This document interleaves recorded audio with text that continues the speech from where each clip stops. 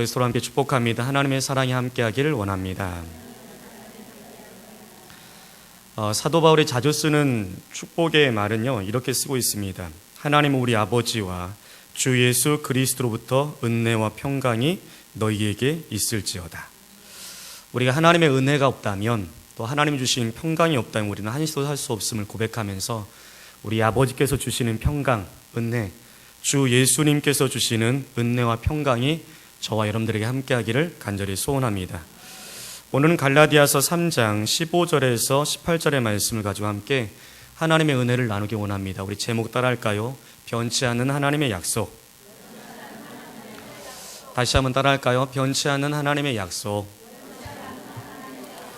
갈라디아서는 6장으로 되어 있습니다. 그 중에서 오늘 본문에 해당되는 3장은 갈라디아서의 본론부에 해당되어지는 굉장히 중요한 메시지가 담겨 있습니다.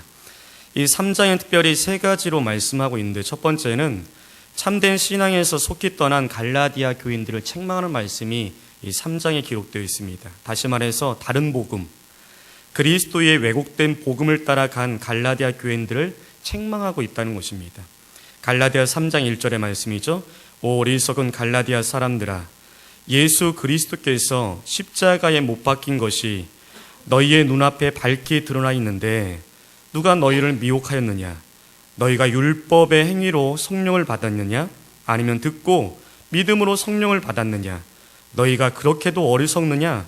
성령으로 시작하였다가 이제는 육체로 마치려 하느냐? 라면서 사도 바울이 갈라디아 교회 성도들을 책망하고 있습니다. 그러면서 단호하게 갈라디아서 1장에 말씀하고 있죠. 그러나 만일 우리나 혹은 하늘로부터 온 천사라도 우리가 너에게 전한 복음 외에 다른 복음을 전한다면 저주를 받아도 마땅하다라고 말합니다. 1장 9절에 우리가 전에 말한 것처럼 지금도 내가 다시 말한다. 만일 누구든지 너희가 받은 복음 외에 다른 복음을 전한다면 저주를 받아야 마땅하다.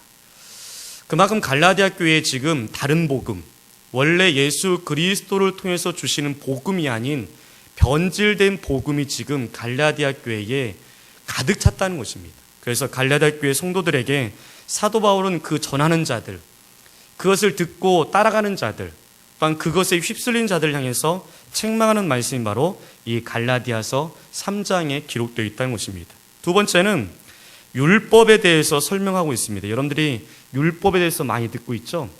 갈라디아 교회에서는 이 율법 그리고 이 복음, 이 두 가지가 이 사람들이 혼동이 되었어요. 구약의 율법이라는 것, 그 다음에 신약에서 말하고 있는 복음이라는 것이 서로 헷갈린 가운데 있어서 오늘 사도 바울은 3장을 통해서 율법이 무엇이냐라는 것을 이야기하고 있다는 것입니다. 특별히 율법의 한계에 대해서 말하고 있는데요. 우리 한번 3장 10절의 말씀 함께 읽겠습니다. 3장 10절. 3장 10절 함께 읽겠습니다. 시작. 율법의 행위에 속한 자들은 누구든지 저주 아래 있다. 이는 율법 책에 기록된 모든 것을 항상 지켜 행하지 않는 사람은 누구든지 저주를 받는다라고 기록되었기 때문이다. 첫 번째로 율법의 한계는 무엇이냐면 율법 아래에 있는 사람은 모두 저주를 받을 수밖에 없다는 것입니다. 여기 3장 10절에 보면 이렇게 말씀하고 있죠. 누구든지 저주를 받는다. 왜냐하면 율법은 모든 것, 그리고 항상 지키지 않는다면 저주를 받을 수밖에 없는 것이 율법입니다. 그래서 우리가 율법을 따라 행한다라고 말하지만 율법에는 한계가 있다는 것입니다. 우리가 모든 율법에서 말하고 있는 모든 것을 한시도 빠짐없이 항상 지키지 않는다면 율법에 의해서 저주를 받을 수밖에 없다는 것을 오늘 사도 바울이 말한다는 것입니다. 두 번째는 뭐냐면 율법으로는 하나님 앞에서 아무도 의롭다 하심을 얻을 수 없다는 것을 선언하고 있습니다. 갈라디아 교회의 가장 큰 메시지 중 하나 무엇이냐면 율법을 통해서 구원을 받을 수 있다라는 변질된 복음이 전해지기 시작했습니다. 그래서 율법의 행위, 어떠한 율법의 믿음의 모습을 통해서 구원을 받는 것처럼, 그래서 율법을 행하는 사람들은 자신은 구원받을 만한 사람처럼 자랑스러워하고 있고요. 또한 율법을 제대로 행하지 못하는 사람들은 전혀 구원을 받을 수 없는, 예수 그리스도의 구원을 얻지 못하는 그러한 모습 가운데 갈라디아 교회에 흐름이 있었다는 것입니다. 그래서 오늘 사도 바울은 율법으로는 하나님 앞에서 아무도 의롭다 하심을 얻지 못한다는 것을 선언하고 있습니다. 3장 11절의 말씀이죠. 하나님 앞에서는 아무도 율법으로 의롭다 하심을 얻지 못하는 것이 분명하니 라고 되어 있습니다. 분명하다. 분명하다라고 말합니다. 길 수 있고 아닐 수 있는 것이 아니라 분명하다라는 선언을 하면서 말합니다. 이는 의인은 믿음으로 살 것이다 라고 하였기 때문이다 라고 말합니다. 두 번째는 뭐냐면 하나님 앞에서는 율법으로는 어느 누구도 의롭다 하심을 얻을 수 없다는 것입니다. 그래서 세 번째 사도 바울이 말하는 것은 뭐냐면 그렇다면 율법으로는 모든 이들이 다 저주를 받고요. 율법 앞에서는 하나님 앞에 의롭다 하심을 얻을 수 없다면 우리는 어떻게 하나님 앞에 설 수 있는가라는 것입니다. 그래서 사도 바울이 강조하는 것은 뭐냐면 율법의 한계를 해결하기 위해서 반드시 필요한 것이 뭐냐면 예수 그리스도라는 것입니다. 이것이 바로 참된 복음입니다. 무엇이 참된 복음이라고요? 반드시 예수 그리스도가 필요하다라고 선언하는 것이 바로 복음이라는 것입니다. 우리가 복음이라고 말할 때에 기쁜 소식, 좋은 소식, 여러 많은 것을 통해서 복음이란 말을 풀이할 수 있겠지만 가장 쉽게 말할 수 있는 것은 뭐냐면 반드시 예수 그리스도가 필요하다라는 것을 선언하는 것이 바로 복음이라는 것입니다. 오늘 이 땅을 살아가면서 우리에게 반드시 예수 그리스도가 필요한 하나님의 거룩한 백성이 되어지기를 간절히 소원합니다. 여러분들은 예수 그리스도가 아닌 다른 것에 의해서 필요함을 채우려 하십니까? 마치 갈라디아 교회처럼 율법의 행위, 믿음의 어떠한 행위를 통해서 나의 믿음을 채우려 하십니까? 아니면 물질이나 건강이나 지식이나 그 외에 다른 것으로 내가 만족함을 누리려 하는 것이냐라는 것입니다. 참된 복음은 오직 예수 그리스도만이 우리의 참 필요며 예수 그리스도만이 우리의 삶의 전부인 것을 전하고 느끼고 그것을 경험하며 그것을 깨닫는 자가 참된 복음을 소유한 자이고 그것을 전하는 자가 참된 복음을 전하는 자라는 것입니다. 이것이 바로 사도 바울이 3장을 통해서 말씀하고 있는 율법의 한계를 해결하기 위해서 반드시 필요한 것은 예수 그리스도다. 왜냐? 예수 그리스도는 율법의 저주로부터 속량하셨기 때문에 그렇습니다. 이 속량이라는 단어는 헬라어로 엑사고라소라고 씁니다. 이것은 대가를 지불해서 노예를 산 후에 그 노예를 풀어주는 것입니다. 속량하다는 말이 무슨 말이라고요?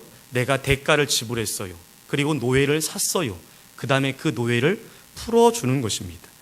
속량이라는 비슷한 단어는 구속이라는 단어를 씁니다. 건질 구자에다가 받칠 속, 아니면 대속이라는 단어를 씁니다. 대신할 대자에다가 받칠 속을 쓰게 되어집니다. 그러니까 예수 그리스도는 율법의 저주, 아까 그랬죠? 모든 율법 아래 있는 자는 저주를 받을 수밖에 없으나 예수 그리스도께서 그 율법의 저주로부터 속량해 주었다라고 말합니다. 갈라디아서 3장 13절의 말씀입니다. 그리스도께서는 우리를 위하여 저주받은 바 되셔서 율법의 저주에서 우리를 속량하셨으나 라고 되어 있습니다. 그러니까 첫 번째로 왜 우리가 예수 그리스도가 필요하냐? 율법 앞에서는 우리가 다 저주를 받을 수밖에 없지만 그 저주로부터 속량하신 분이 바로 예수 그리스도이기 때문에 우리는 예수 그리스도가 필요하다는 것입니다. 두 번째는 왜 예수 그리스도가 필요하냐면 예수 그리스도를 믿는 모든 사람들에게 성령의 은사를 받게 하시려고 십자가에 달려 죽으셨기 때문에 그렇습니다. 갈라디아서 3장 4절 5절의 말씀이죠. 너희가 이같이 많은 것들을 헛되이 경험하였단 말이냐? 정말로 헛된 일이었느냐? 너희에게 성령을 주시고 너희 가운데서 능력들을 행하시는 분께서라는 단어를 씁니다. 다시 말해서 너희가 옛적에 경험했던 것이 헛된 것이냐? 많은 성령의 능력을 경험했는데 그 모든 것들이 헛된 일이냐라고 말하면서 우리에게 성령을 주시고 그 성령은 우리 가운데서 능력을 행하신다라고 말씀하고 있다는 것입니다. 사도행전 1장 8절에 말하고 있죠. 성령이 너희에게 임하시면 너희가 무엇을 받고? 권능, 능력을 받고 라고 되어 있습니다. 왜 예수 그리스도가 필요하냐면 성령을 통해서 성령의 수많은 능력, 성령의 수많은 역사 가운데 우리를 하나님의 거룩한 백성으로 이 땅에서 살게 하기 위한 하나님의 놀라운 뜻이 담겨져 있기 때문에 우리는 예수 그리스도가 필요하다는 것입니다. 이 한날을 살아가면서 예수 그리스도가 참 필요임을 여러분들이 기억하시며 오직 예수 그리스도가 여러분의 삶의 믿음의 고백이 되어지기를 간절히 소원합니다. 이러한 사실은 절대로 변하지 않는 진리이며 하나님의 약속입니다. 그래서 제가 제목을 삼은 것이 변치 않는 하나님의 약속이라고 잡았습니다. 사도 바울은 세 가지의 키워드를 가지고 3장을 서술합니다. 첫 번째는 하나님의 언약, 하나님의 약속이라는 하나의 키워드가 있고요. 두 번째는 율법이라는 키워드가 있고, 세 번째는 예수 그리스도라는 키워드가 가고 있습니다. 그러니까 이 세 가지를 연결시키면서 오늘 왜 이 갈라디아 3장에 예수 그리스도를 마지막으로 선포하기 위한 사도 바울의 뜻이 담겨져 있다는 것입니다. 우리 한번 따라할까요? 하나님의 언약, 율법, 예수 그리스도. 여러분들이 이 시간에 말씀을 들을 때 이 세 가지의 단어를 꼭 기억하시길 바랍니다. 다시 한번 하나님의 언약, 율법, 예수 그리스도.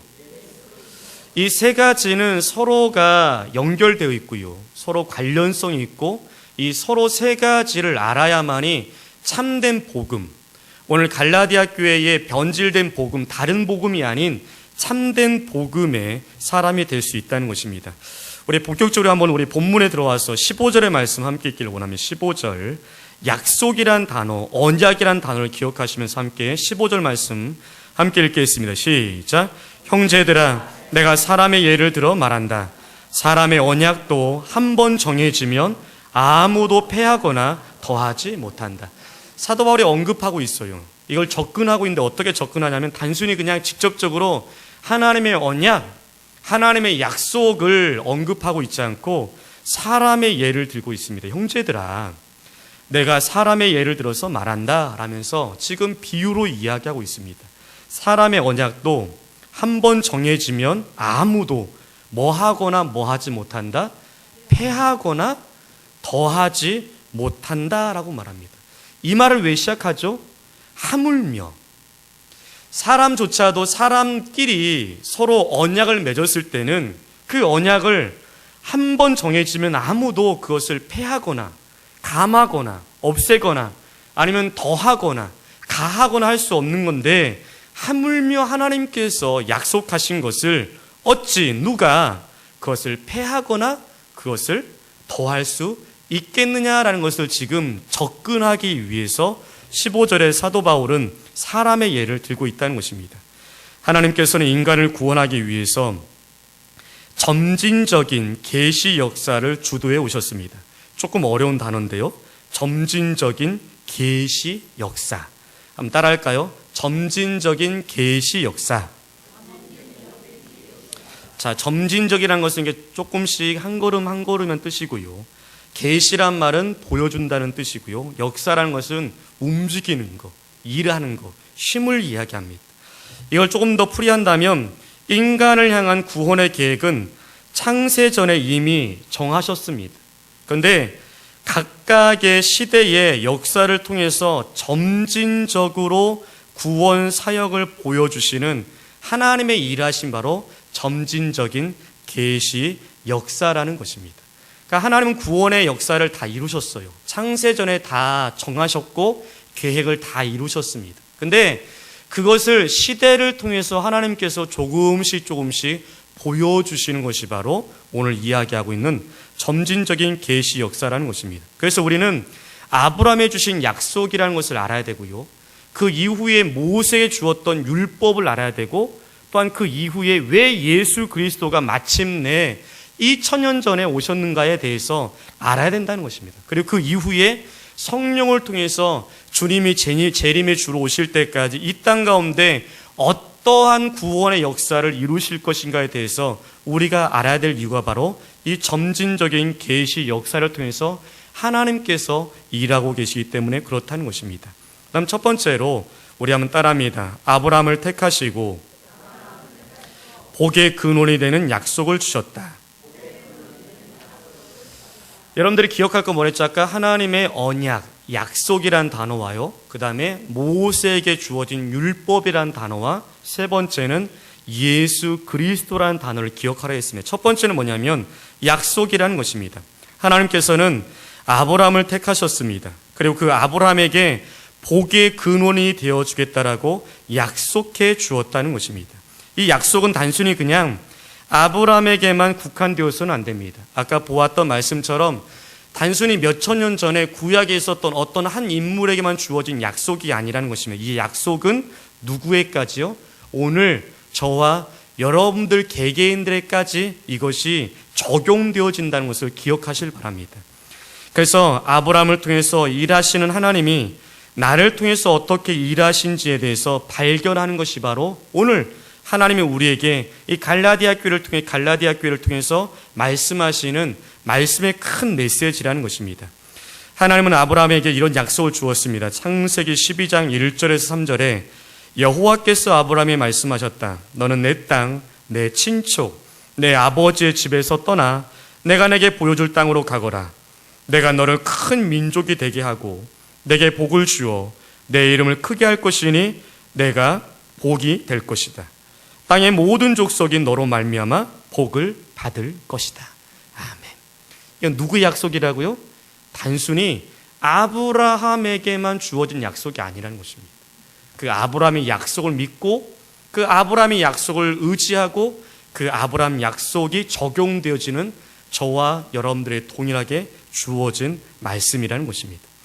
창세기 15장 18절과 21절에 말하고 있죠. 그날에 여호와께서 아브라함과 언약을 맺고 말씀하셨다. 내가 내 후손에게 이집트 강에서부터 큰 강 유프라테스 강까지 아모리 족속과 가나안 족속과 기르가스 족속과 여부스 족속의 땅을 주겠다라고 약속했습니다. 다시 말해서 하나님께서 아브라함에게 언약을 맺는데 너의 후손들에게 그 팔레스타인뿐만 아니라 그 온 땅을 너의 땅으로 주겠다라고 약속했던 것이 바로 아브라함에게 주었던 약속이라는 것입니다. 또다시 말합니다. 이것은 누구에게만 주어진 약속이 아니라고요? 아브라함에게만 주어진 약속이 아니라는 것입니다. 창세기 17장 2절에서 8절까지 또 이어서 말합니다. 내가 내 언약을 나와 너 사이에 맺어서 너를 심히 번성하게 하겠다 하시니 보아라.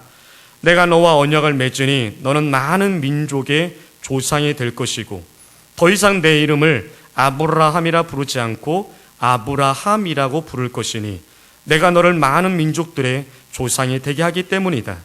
내가 너를 심히 번성하게 할 것이니 너를 통하여 민족들을 이루고 왕들이 너로부터 나올 것이고 내가 내 언약을 나와 너 및 내 후손 사이에 대대로 세워 영원한 언약이 되게 하시고 너와 내 후손의 하나님이 될 것이다.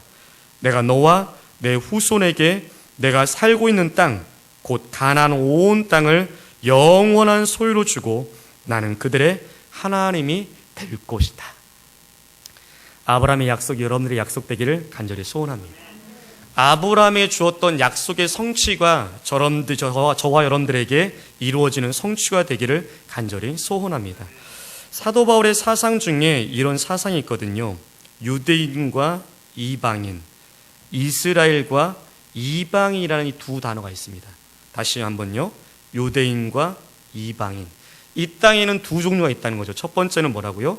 유대인과 이방인으로 구성되어 있고요. 또 하나의 접근법은 이 땅에는 두 종류의 사람이 있어요. 하나는 이스라엘과 이방인으로 이 땅은 구성되어 있습니다.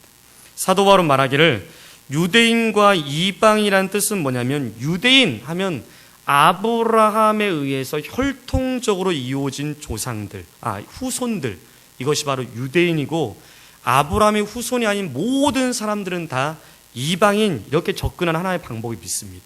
또 하나의 방법은 무엇이냐면 이스라엘과 이방인이에요. 그것은 뭐냐면 하나님의 약속, 아브라함의 약속했던 그 약속에 의해서 이루어진 모든 약속의 후손들, 그리고 한 부류는 그 약속과 전혀 상관이 없는 자들을 보통 이방인이라고 말합니다. 그러니까 옛적 구약에서는 유대인과 이방인을 이 땅을 나눈다면 신약, 특별히 사도 바울은 로마서부터 말할 때는 이 땅에는 두 종류가 있다는 거죠. 이스라엘과 이방이라는 것입니다. 이스라엘이 뭐라고요? 단순히 저 팔레스타인에 살고 있는 아브라함의 씨로 말미암아 나 있는 후손들이 아니라 사도 바울이 접근하고 있는 것은 하나님께 약속을 부여받은 모든 사람들을 이스라엘, 참 이스라엘이라고 말합니다. 여러분들은 비록 아브라함의 씨로 말미암아 이어진 후손들은 아니지만 아브라함의 약속에 의해서 이어받은 후손인 참 이스라엘인 것을 여러분들이 기억하실 바랍니다. 그래서 우리가 반드시 잊지 말 것은 뭐냐면 아브라함은 우리와 혈통적으로는 전혀 상관이 없는 자예요. 그러나 하나님 말씀한다는 것입니다. 그 아브라함의 약속, 그 약속은 여전히 우리들에게 적용되어진다는 것입니다. 아브라함의 약속이 여러분들의 약속이고 아브라함에 주어진 약속의 성취가 여러분들에게 성취된다는 것을 여러분들이 기억하시면서 그 약속을 부여잡고 오늘도 힘있게 살아가는 저와 여러분들의 삶이 되어지길 간절히 소원합니다. 두 번째로 하나님께서 약속하신 그 하나님께서 단순히 약속만 하지 아니하시고 아브라함과 그 후손들에게 하나님의 언약을 지킬 것을 요구하셨다는 것입니다. 하나님은 무책임하지 아니하십니다. 그냥 단순히 약속만 하지 아니하시고 그 약속이 이행되기 위해서 하나님은 요구하신다는 것입니다. 창세기 17장 9절에 말씀하고 있죠. 너는 내 언약을 지키고 너와 내 후손도 대대로 지켜라 라고 말합니다. 그러면서 이 언약이라는 사인, 이 상징적인 표식을 주기 위해서 이 이스라엘 백성들, 옛적 유대인들에게는 무엇을 주었냐면 할례라는 것을 행하게 되었습니다. 근데 오늘 갈라디아 교회가 문제가 되어진 것은 뭐냐면 단순히 그냥 사인인, 단순히 그냥 하나님의 언약을 표하기 위한 상징적인 표식인 이 할례가 이 갈라디아 교회는 어떻게 선포되었냐면 사도행전 15장 1절에 너희가 모세의 법대로 할례를 받지 아니하면 능히 구원을 받지 못한다라고 갈라디아 교회 성도들에게 선포했다는 것입니다. 할례는 무엇이라고? 단순히 그냥 언약 백성이라는 것을 보여주기 위한 사인이었습니다. 그런데 갈라디아 교회 성도들이 어떻게 되었다고요? 이 사인이 구원을 받는 도구로서, 그래서 모세의 법대로 할례를 받지 아니하면 능히 구원을 받지 못한다라는 것을 갈라디아 교회 성도들에게 막 전파했다는 것입니다. 그래서 이 갈라디아 교회 성도들은 혼란이 되었어요. 예수 그리스도만이 십자가로 말미암아 구원을 받는다라고 새겼던 그들이 오늘 전하고 있는 이 잘못된 복음을 통해서 그들의 구원이, 그들의 복음이, 그들의 신앙이 움직이고 흔들리고 그들의 삶에 여러 많은 풍파들이 일어날 수밖에 없었다는 것입니다. 사도 바울은 선언합니다. 로마서 2장에 표면적인 유대인이 유대인이 아니며 표면적 육신의 할례도 참 할례가 아니다. 오직 내면적인 유대인이 유대인이며 의식법의 문자에 의해서가 아니라 성령에 의해서 마음에 받은 할례가 참 할례이다 라고 선언하고 있습니다. 이것이 바로 오늘 갈라디아 교회 성도들에게 선언하는 것입니다. 그래서 하나님께서는 약속하신 하나님께서 그 약속이 약속되기 위해서 하나님께서 그 언약을 지키기 위해서 요구하셨다는 것입니다. 세 번째는 그 약속하시고 요구하신 하나님께서 이스라엘 백성들, 약속을 부여받은 아브라함의 모든 백성, 이스라엘 백성들에게 출애굽이라는 엄청난 구원의 역사를 체험케 주었다는 것입니다. 여러분들이 한번 인생의 삶을 통해서 나를 구원케 하신 하나님의 한번 과정들을 한번 여러분들이 생각해 보시길 바랍니다. 하나님 나를 먼저 약속해 주었어요. 그 약속하신 하나님께서 내게 요구하신다는 거죠. 그 언약을 굳건히 지켜라. 그 굳건히 지키라고 말씀하신 그 하나님께서 단순히 약속하시고 요구하심을 끝나지 않고 우리의 삶 속에서 시시때때로 뭐라고요? 하나님의 놀라운 구원의 역사를 우리를 통해 체험케 주었다는 것입니다. 이것이 바로 이스라엘에게 이루어주신 점진적인 계시의 역사이고 또 우리가 주님이 오시는 그날까지 우리에게 이루실 구원의 계시의 역사의 과정이라는 것입니다. 애굽, 고난과 고통과 슬픔과 낭만과 절망과 포로였던 그 애굽 땅에서 하나님께서는 하나님의 놀라우신 역사를 통해서 그들을 출애굽시켜 주시는 엄청난 구원의 역사를 체험케 해 주었다는 것입니다. 여러분들 오늘 살아가면서 하나님의 거룩한 백성으로서 하나님의 놀라운 역사를 체험하는 하나님의 백성 되길, 약속을 부여받은 주의 거룩한 백성 되기를 간절히 소원합니다. 단순히 하나님은 그냥 이론적인 약속만을 주었다는 것이 아닙니다. 그 약속한 자들에게 무엇게 했다고요? 시시때때로 우리를 체험케 하신다는 것입니다. 체험하지 않는, 경험하지 않는 날마다 살아계신 하나님의 역사를 누리지 않는다면 우린 곧 쓰러질 수밖에, 넘어질 수밖에 없다는 것입니다. 하나님은 약속하신 이스라엘에게 그 약속을 지키기 위해서 요구하셨고, 요구하는 그 이스라엘에게 시시때때로 하나님께서 놀라운 엄청난 대단한 엄청 큰 하나님의 구원의 역사를 체험케 하심으로써 그 약속하신 하나님은 광대하시고, 그 약속하신 하나님은 창조주시고, 그 약속하신 하나님은 무능력자나 아니면 미약한 자가 아니라 전능하신 여호와인 것을 계속 각인시켜 주시는 것이 바로 하나님께서 우리에게 말씀하시는 하나님의 놀라우신 은혜라는 것입니다. 그런데 이러한 체험을 누림에도 불구하고 하나님 백성들은, 또한 저와 여러분들은 하나님을 원망하고 하나님의 언약을 위반하는 삶들을 살게 되었습니다. 이것이 바로 출애굽기 15장에 기록되어 있는데요, 마라의 쓴물을 만났을 때에 이스라엘 백성들은 그 약속을 잊어버렸습니다.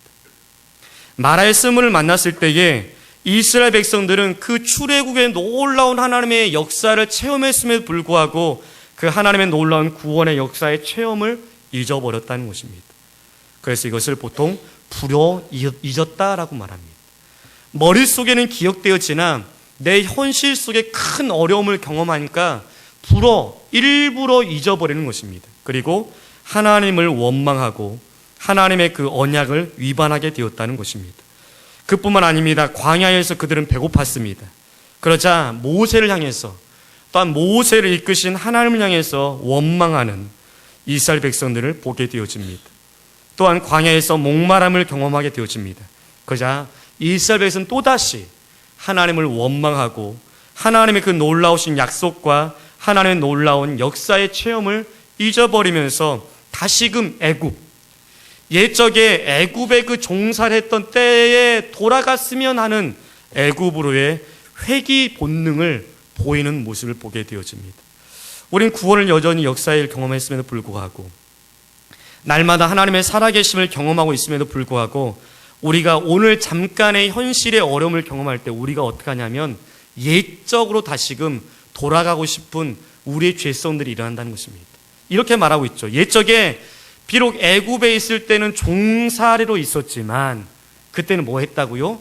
물도 먹었고 가끔 고기도 먹었다는 거죠. 내가 이 광야를, 하나님께서 나를 광야로 인도케 해서 나를 죽게 하느냐? 차라리 뭐 하는 게 낫겠다? 다시 애굽으로 돌아가는 게 좋겠다라고 말했던 것이 이스라엘 백성들의 모습이고 저의 모습이 아닌가 생각이 들어집니다. 저의 일생 동안에 놀라운 하나님의 역사를 저에게 보여주었고 아무도 누리지 못하는 구원의 은혜를 내게 주었음에도 불구하고 당장 잠시의 어려움을 경험할 때 우리는 하나님을 원망하고 그 약속을 잊어버리며 하나님의 백성으로서 살아가는 삶보다는 하나님의 삶의 반대의 삶을 살아가는 것이 혹 저의 모습이고 혹 우리의 모습이 아닌가 생각해 봅니다. 마라의 쓴물을 만날 때 하나님은 단물을 만들어 주었습니다. 광야에서 배고파할 때에 그들을 죽게 만들지 아니하시고 만나와 메추라기를 주셨습니다. 광야에서 목말라 곧 죽게 될 것 같은, 이제는 곧 죽는다라고 말했던 이스라엘 백성들에게 하나님께서는 도저히 나올 수 없는 반석에서 물을 내사 그들을 마시게 했습니다. 우리가 생각했던 대로, 우리가 기대했던 대로, 우리가 예상했던 데에 외에 하나님께서는 놀랍게 우리의 삶들을 인도해 주신다는 것입니다. 어른들이 그런 말 하죠. 오늘을 살아갈 때는 하나님의 살아계심을 경험하지 못하지만 내일을 살아가면서 어제를 바라보면 하나님이 살아계셨구나, 나를 인도해 주었구나라는 것을 비로소 깨닫는다는 말씀을 가끔 하게 되어집니다. 맞습니다. 오늘 내게 주어진 큰 문제는 굉장히 크게 보입니다. 그러나 하나님은 그때그때마다 내가 예상치 못할 때에, 내가 기대하지 못할 때에 하나님은 다양한 방법으로 우리를 인도하여 주시사 하나님의 약속하신 그 약속이 변질되지 않기 위해서 하나님 스스로가 우리를 인도해 주신다는 것입니다. 오늘 또 임마누엘 되시는 하나님이 저와 여러분들과 함께 한다는 것을 기억하시면서 그 하나님 앞에 여전히 여러분들의 신앙의 고백에 늘 고백되어지는 저와 여러분들의 삶이 되길 간절히 소원합니다. 하나님께서는 약속하셨고요, 그 약속을 요구하셨고 그 요구한 이스라엘 백성들에게 하나님의 구원의 역사를 체험케 하셨으나 하나님 백성들은 뭐 했다고요? 하나님을 원망하고 위반했다는 것입니다. 그래서 주신 것이 무엇이냐면 율법입니다. 아브라함에게 약속하신 그 약속을 여전히 끝까지 가지 못하는 이유가 뭐냐면 여전히 약속을 주었음에도 불구하고 이스라엘 백성들이 하나님을 원망하고 약속을 잊어버렸기 때문에 하나님께서 그들이 그 약속이 약속다워지기 위해서 줄 수밖에 없었던 것이 바로 율법이라는 것입니다. 그래서 율법의 상세한 것들을 주심을 통해서 그 율법을 지킴을 통해서 나는 너의 하나님이고 너는 내 백성이고 내가 너와 함께 하겠다는 이 세 가지의 약속이 율법을 통해서 늘 기억되게 되기 위한 하나님의 뜻이 담겨 있는 것이 바로 율법이라는 것입니다. 다시 말해서 언약이 언약다워지기 위한, 약속이 약속다워지기 위해서 하나님께서 당신의 백성들에게 율법을 주었다는 것입니다. 율법의 가장 큰 메시지는 무엇이라고? 나는 너희의 하나님이다라는 것입니다. 율법에 수많은 말씀들이 있지만 그것을 통해서 깨닫기를 원하는 것은 뭐냐면 나는 너희의 하나님이라는 거죠. 그리고 너희는 누구라고요? 내 백성이라는 것입니다. 나는 너희의 하나님이고 너는 내 백성이기에 그래서 뭐 할 수밖에 없다? 나는 너희와 함께 한다는 것을 약속하는 것이 바로 이 율법의 가장 큰 메시지라는 것입니다. 오늘 그 율법이 언제까지 효력이 있느냐라는 것입니다. 오늘 19절 말씀 잠깐 볼까요? 3장 19절. 3장 19절 함께 읽겠습니다. 시작. 그러면 율법은 무엇이냐? 그것은 범법함 때문에 더해진 것이니 약속된 자손이 오실 때까지 그 율법은 천사들을 통하여 중보자의 손으로 제정된 것이다. 다음에 19절 이상의 말씀 보겠지만 율법은 무엇이냐? 율법은 약속된 자손이 오실 때까지만 필요한 것입니다. 24절에 또다시 말하고 있죠. 율법이 그리스도께서 오실 때까지 우리의 가정교사가 되었으니 라고 되어 있습니다. 다시 말해서 예수 그리스도께서 오실 때까지 당신의 백성을 하나님께로 인도하기 위한 몽학선생, 가정교사로서의 율법의 역할이 있다는 것입니다. 그렇다면 이제 마침내 예수 그리스도가 오셨습니다. 그럼 어떻게 되어지는 거죠? 하나님의 구원의 약속은 이미 구약시대 아브라함에게 주어졌습니다. 그 약속을 온전히 유지할 수 있도록 율법이 잠깐 주어졌고요. 마침내 예수 그리스도를 통해서 하나님의 약속이 성취되었다는 것입니다. 이 말씀이 어디 있냐면 16절의 말씀에 기록되어 있어요. 우리 16절 말씀 함께 읽겠습니다. 16절 함께 읽겠습니다. 시작. 하나님께서 아브라함과 그의 자손에게 약속을 여기까지 읽겠습니다. 하나님께서 아브라함과 그의 누구에게? 자손들에게라고 말하지 않습니다. 지난번에 제가 새벽 설교 때 한번 말씀드린 적이 있는데요. 하나님께서 아브라함의 후손들이 얼마나 많겠습니까? 근데 오늘 성경은 뭐라고 있다고요? 하나님께서 약속을 주셨는데 누구에 주었냐면 아브라함과 그의 자손이라고 되어 있습니다. 단수를 쓰고 있습니다. 그러면서 말하고 있죠. 이어서 읽겠습니다. 시작. 여러 사람을 가리켜 그리고 내 자손들에게라고 하시지 않고라고 되어 있습니다. 성경에 하나님이 아브라함에게 약속을 주실 때에 아브라함 그 당사자 그리고 그의 후손에게 약속을 주시는데 후손들 이렇게 말하고 있지 않다는 거죠. 여러 사람들을 가리켜서 내 자손들에게 라고 말하지 않는다는 것입니다. 오직 읽겠습니다. 오직 시작. 오직 한 사람을 가리켜 그리고 내 자손에게 라고 하셨으니 이 자손이 누구라고요? 이분이 곧 그리스도이다 라고 말합니다. 다시 말해서 아브라함의 약속은 누구를 통해서 마침내 성취되었다고요? 하나님이 약속한 그 후손, 그 자손인 예수 그리스도를 통해서 마침내 하나님의 약속은 성취되었다는 것입니다. 그래서 사도 바울은 갈라디아서 3장 26절에서 29절에 말합니다. 너희는 모두 그리스도 예수님 안에서 믿음으로 말미암아 하나님의 아들이 되었으니 누구든지 그리스도와 합하여 세례를 받는 자는 그리스도로 옷 입었다. 28절 29절 함께 있으면 시작. 유대인이나 헬라인이나 종이나 자유인이나 남자나 여자나 차별 없으며 너희는 모두 그리스도 예수님 안에서 하나이다. 너희가 그리스도에 속한 자이면 아브라함의 자손이요 약속에 의한 상속자이다. 바로 오늘 중요한 메시지라는 것입니다. 오늘 예수 그리스도에서 모든 자들은 다 하나가 되었습니다. 유대인이나 헬라인이나 종이나 자유인이나 남자나 여자나 차별이 없다는 것입니다. 너희가 그리스도에 속한 자라면 그 그리스도에 속한 자는 뭐라고요? 아브라함의 자손이고 또한 아브라함이 약속했던 그 모든 약속을 뭐한 자? 상속받은 자다라고 오늘 선언하고 있다는 것입니다. 그래서 결론 부분에 오늘 3장 17절에 사도 바울이 이렇게 말합니다. 내가 말하는 것은 이것이니 라고 말합니다. 너무 서론이 길었죠? 너무 긴 시간에 말씀했죠? 사도 바울은 이렇게 말합니다. 내가 이렇게 긴 시간을 통해서 말하고 나서 3장의 1절부터 16절까지 긴 이야기를 하면서 내가 지금 이제 말하라고 하는 것은 이것이다 라고 말하면서 결론 아닌 결론을 내고 있습니다. 내가 말하려는 것은 이것이니 함께 읽겠습니다. 17절 후반절 중반절부터 시작. 430년 후에 생긴 율법이 하나님께서 미리 정하신 언약을 폐기하여 그 약속을 무효할 수는 없다. 다시 말해서 모세에 주어진 율법을 통해서 이미 미리 정하신 언약의 언약, 그것이 뭐죠? 아브라함에게 약속하신 그 언약, 다시 말해서 예수 그리스도를 통해서 이루실 그 언약을 뭐 할 수 없다고요? 폐기하여서 그 약속을 무효할 수 없다는 것입니다. 말씀을 마감하길 원합니다. 참된 복음의 시작은 예수 그리스도를 필요로 하는 데부터 시작되어집니다.